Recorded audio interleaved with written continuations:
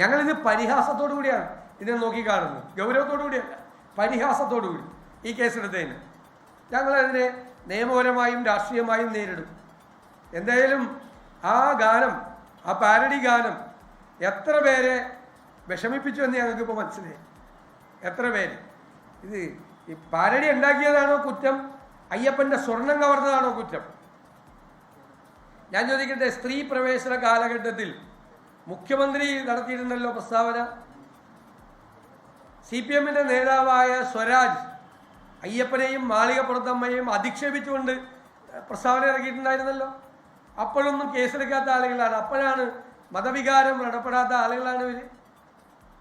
അയ്യപ്പൻ്റെ നൈഷ്ഠിക ബ്രഹ്മചര്യം അവസാനിച്ചെന്നും ഇനി അയ്യപ്പൻ മാളികപ്പുറത്തമ്മയെ കല്യാണം കഴിക്കണമെന്നും മാളികപ്പുറത്തമ്മയുടെ കണ്ണീരാണ് പ്രളയമായി മാറിയതെന്നും പ്രസ്താവന ഇറക്കിയ CPM നേതാവിനെതിരെ ഒരു കേസ് കൊടുത്തില്ല.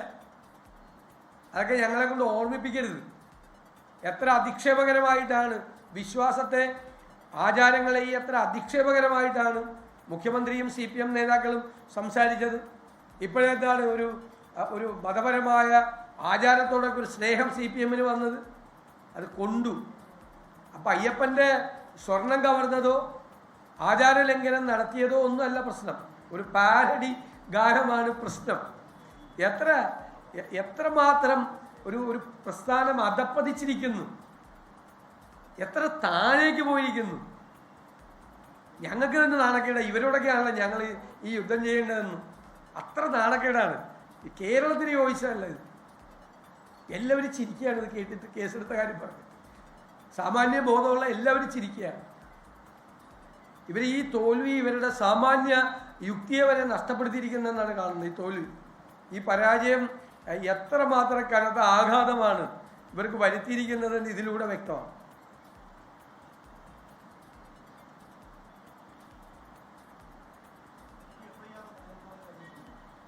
ഞാൻ അത് നിയമപരമായി നിലനിൽക്കും എന്ന് കരുതുന്നില്ല. ഞാനും പ്രാക്ടീസ് ചെയ്തിരുന്ന ഒരു അഭിഭാഷകനാണ്. ഒരു കാരണവശാലും നിലനിൽക്കില്ല. കാരണം ഇത് മൗലിക സ്വാതന്ത്ര്യത്തിൻ്റെ മീതെയുള്ള കടന്നുകയറ്റമാണ്.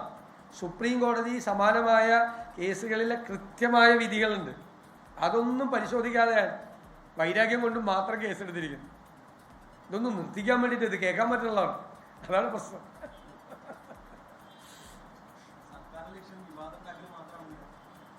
അല്ല, വിവാദം ഉണ്ടാക്കിക്കൊണ്ട് ഞങ്ങൾക്ക് എന്താ വിരോധം? വിവാദം ഉണ്ടാക്കിക്കൊണ്ട് കാര്യമില്ലല്ലോ. അപ്പം ഈ പാട്ട് കൂടുതൽ പാടും. കേരളം മുഴുവൻ പാടാൻ പോവാണ് ഈ പാട്ട്. ഞങ്ങൾ എല്ലാ ബൂത്തുകളിലും പാടാൻ തീരുമാനിച്ചിരിക്കുക ഈ പാട്ട് ഏതായാലും. കാരണം ആളുകൾ ആവശ്യപ്പെടുകയാണ് ഇത് പാടണമെന്ന് എല്ലായിടത്തും. ഇപ്പോൾ ഇവർ പ്രചാരണം കൊടുത്ത് ആ സ്ഥിതിയിലേക്ക് എത്തിച്ചു. ഇപ്പോൾ എല്ലായിടത്തും ഇന്ന് എന്നെ ഒരു 15 പേരെങ്കിലും വിളിച്ചിട്ടുണ്ട്. ഇത് എല്ലായിടത്തും ഈ ഗാനം അവതരിപ്പിക്കണമെന്ന് പറഞ്ഞു. അവരെ കൊണ്ടുപോയി കേരളത്തിൽ മുഴുവൻ ഈ പരിപാടി സംഘടിപ്പിക്കണമെന്നാണ് പറഞ്ഞിരിക്കുന്നത്.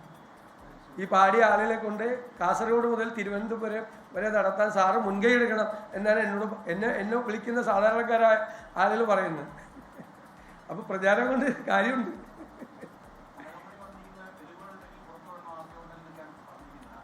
അത് കോടതി കേസ് കൊടുത്തിട്ട് പിന്നെ എന്നെ പുറത്തു നിന്ന് വെല്ലുവിളിക്കുന്നത് എന്തിനാ?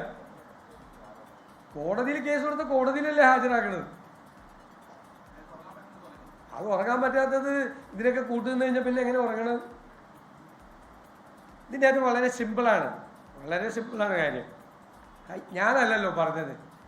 അയ്യപ്പൻ്റെ ദ്വാരപാലക ശില്പം ഒരു വിൽഫുൾ പർച്ചേസറിന് വലിയ തുകയ്ക്ക് വിറ്റ് കാണും അല്ലേ? വലിയ തുകയ്ക്ക് വിൽക്കുന്നത് കോടീശ്വരനല്ലേ മേടിക്കുള്ളൂ, സാധാരണക്കാർക്ക് മേടിക്കാൻ പറ്റുമോ? അപ്പോൾ ഒരു കോടീശ്വരൻ അത് വിറ്റു. കോടതിയാണ് പറഞ്ഞിരിക്കുന്നത്. ഡിവിഷൻ ബെഞ്ചിൻ്റെ ഉണ്ട്. It would have been sold to a willful purchaser for a substantial amount എന്നാണ് പറഞ്ഞിരിക്കുന്നത്. ഞാനല്ല വിറ്റത്. പിന്നെ കോടതി തന്നെ വേറെ വിധിയിൽ പറഞ്ഞിട്ടുണ്ട് ഇവർക്ക് എല്ലാം അറിയാമായിരുന്നത്, ഗവൺമെൻറ്റിന് ഉത്തരവാദിത്വം ഉണ്ടെന്ന് പറഞ്ഞിട്ടുണ്ട്. അപ്പോൾ ഇത് ഏത് കോടീശ്വരനാണ് വിറ്റതെന്നാണ് ഞാൻ കടകംപള്ളി സുരേന്ദ്രനോട് ചോദിച്ചത്. അറിയാവുന്നവരോടല്ലേ എനിക്ക് ചോദിക്കാൻ പറ്റുള്ളൂ. അതിലെന്താ തെറ്റ്? ഇല്ലെങ്കിൽ ഞാൻ ഉണ്ണികൃഷ്ണൻ പോറ്റിയെ കണ്ടിട്ട് പോലുമില്ല, എനിക്കൊരു ബന്ധമില്ല എന്ന് അദ്ദേഹം പറയണ്ടേ? അദ്ദേഹത്തിന് ബന്ധമുണ്ട്.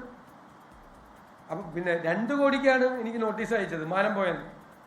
2 കോടി രൂപ കൊടുക്കണമെന്നും പറഞ്ഞു നോട്ടീസ് അയച്ചത്. അത് കോടതിയിലെത്തിയപ്പോൾ 10 ലക്ഷമായിട്ട് മാനം കുറഞ്ഞു. 2 കോടിയുടെ അറിയില്ല എനിക്ക്. 2 കോടിയുടെ നോട്ടീസ് അയച്ച് 10 ലക്ഷത്തിൻ്റെ മാനം ഞാൻ കേസ് നടത്തിക്കൊള്ളാം. ഞാൻ അയച്ച മറുപടിയിലും ഞാൻ അവിടെ കൊടുത്ത എൻ്റെ വിശദീകരണത്തിലും വളരെ കൃത്യമായി ഞാൻ പറഞ്ഞ കാര്യത്തിൽ ഉറച്ചു നിൽക്കുന്നു. അതിലെ തെളിവുകൾ ഞാൻ ഹാജരാക്കിക്കൊള്ളാം എന്ന് പറഞ്ഞിട്ടുണ്ട്. ഇപ്പം എന്തിനാ തെളിവ് ഹാജരാക്കണം? കോടതി പറയുമ്പോഴല്ലേ തെളിവ് ഹാജരാക്കണം. കോടതിയിലൊരു നടപടിക്രമം വരുമല്ലോ, സിവിൽ കോടതിയല്ലേ. ആ സിവിൽ കോടതിൻ്റെ മുമ്പിൽ ഞാൻ പറഞ്ഞതിൽ തെറ്റില്ല എന്ന് പറ്റുന്ന തെളിവുകൾ ഹാജരാക്കാം. കോടതിയിൽ കൊണ്ട് കേസ് കൊടുത്തിട്ട് പുറത്ത് ഹാജരാക്കാൻ പറഞ്ഞ് വെല്ലുവിളിക്കുന്നതിന് അത് കോടതിയിൽ ഹാജരാക്കേണ്ടത് കോടതിയിൽ ഹാജരാക്കും. ലോകത്തെവിടെയായാലും ഏത് സമയത്തും 24 വാർത്തകളും ഓഗ്മെന്റഡ് റിയാലിറ്റി പാക്കേജുകളും എക്സ്പ്ലെയിനറുകളും വിശദമായി കാണാൻ ഞങ്ങളുടെ യൂട്യൂബ് ചാനൽ നിങ്ങൾക്ക് സബ്സ്ക്രൈബ് ചെയ്യാം.